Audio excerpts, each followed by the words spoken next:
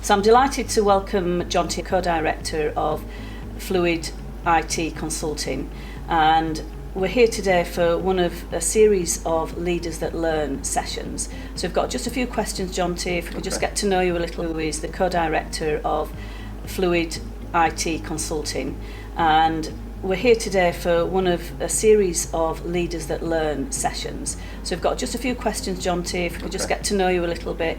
Clearly I know you quite well, however I'm just wanting to ask us a few specific questions so that we can share that knowledge. To start with then, can you tell us a little bit more about yourself and what you do or what your company does?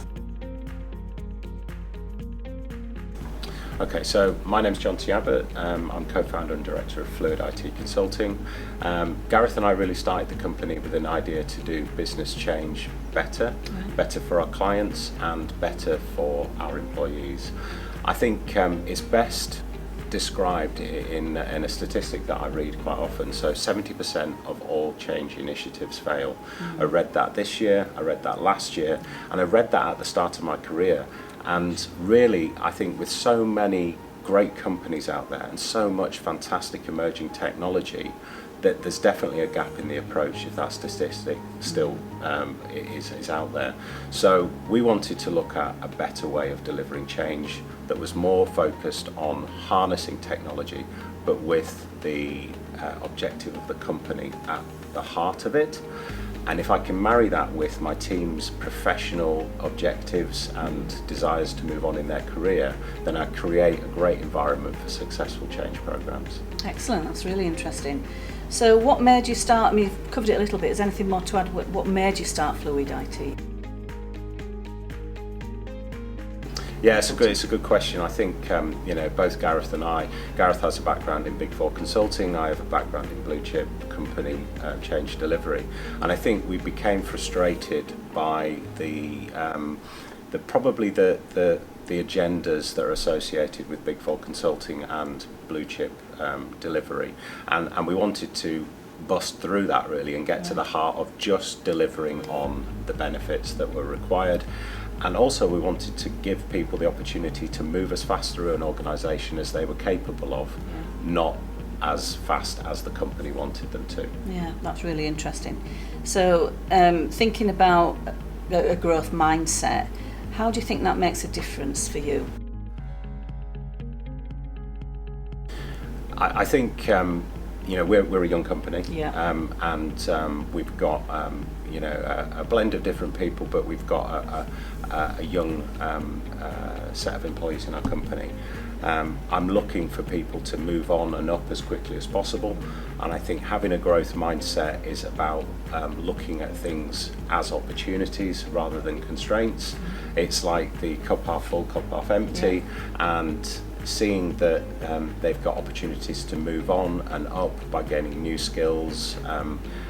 I think also, actually really importantly, is giving them the opportunity to fail, and for that to be okay.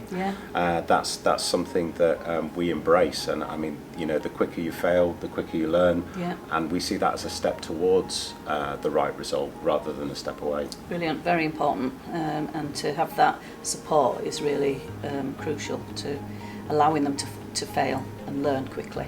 Tell us about the key challenges and the changes facing businesses you work with. So I think, we've already talked about that there's great technology out there, and we've got we work with good IT teams that are doing good change, but the key challenge I find in businesses is that the business and IT operate separately when it comes to programs of change. They tend to have a more customer-supplier relationship, and what we're trying to introduce is that they should partner on delivery. It's interesting because I was challenged to come up with a vision for the company recently, and one of the ideas that I was rolling around was, if I could get to a place where there's no more talk of business and IT, if there's no more idea of them and us, there's just co-located partnering teams working on change, whether it be business-centric or IT-centric or both, I think that would be a good description of success for me.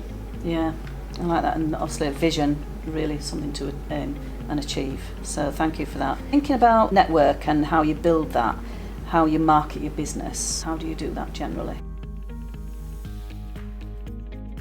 Yeah, it's a really good question. It's something that we've been getting better at. Yeah. I think initially Gareth and I grew the company on word of mouth. Right. So with existing networks that we had with previous colleagues and professional relationships that we've maintained. I think more recently we've had to get more on the front foot with business development, and it's something that as co-founders of the business we've had to learn to do. So we use a lot of social media. We are active in updating on what we're doing on formats like LinkedIn and also on Instagram, and we're trying to get a show of our expertise out there. So that's a good angle. The other area is that we're trying to attend more industry events and talk to people. We find that if we can have a conversation, then people are receptive to what we're talking about, but it's trying to get those conversations that is our key challenge. Thinking about your name, where did that come from? So that was Gareth's name. Okay. Gareth came up with FluidIT. I think he was playing around with FluidIT, and he also liked SerendipIT. But we fortunately went with FluidIT. Yeah, and I think there is a flow to what we do, and we've been playing with the brand recently, and one of the ideas we had was the confluence of a river and kind of two separate streams, the business and IT, coming together into a fluid movement that works closely together. So thinking about your skills and updating to demonstrate your continuing professional development, how do you do that? Yeah, I mean, it's a challenge for me at the moment because I'm trying to learn how to become a director of a business. My background is project and program management.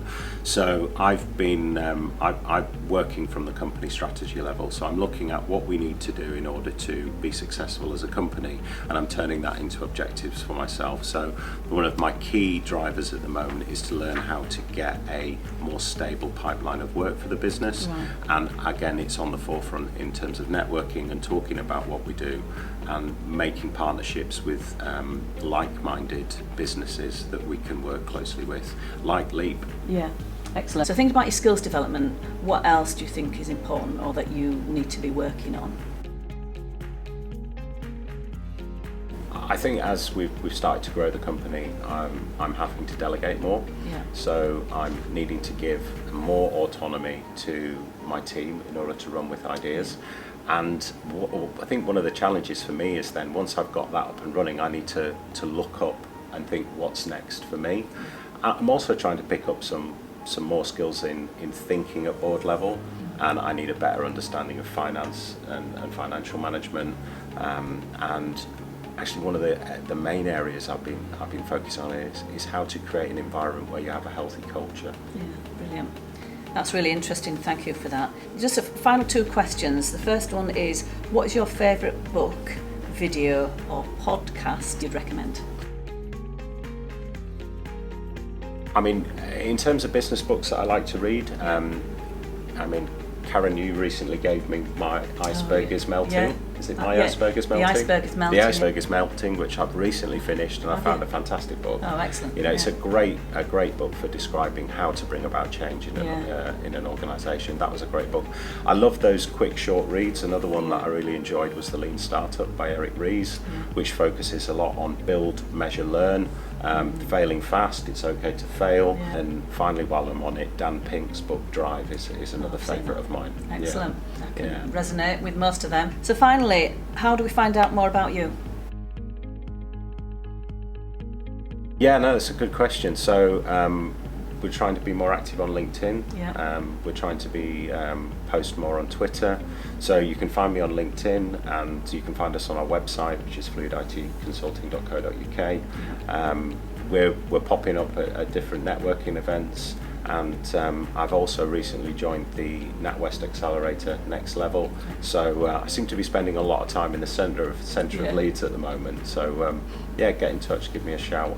I'd be interested to talk to anybody who's got the kind of challenges we've been talking about today. Excellent. Well, it's been really lovely talking to you, and thank you for sharing your expertise and knowledge. Is there anything finally you'd like to add that you've not covered, or? No, I finally what I'd say is that you cannot underestimate the importance of putting a focus on professional development. Having the product leap, it draws you back to the importance of that. It's a reminder that it's there, that you should put a focus on it. As a business, we can get very focused on the client work, but what we need to remember is that our own personal objectives are enabling us to do better work for our clients. Focus I put on pushing the team forward and their development, the better work we can do for our clients, greater we become as a consultancy. Excellent. Well, thank you very much for your time.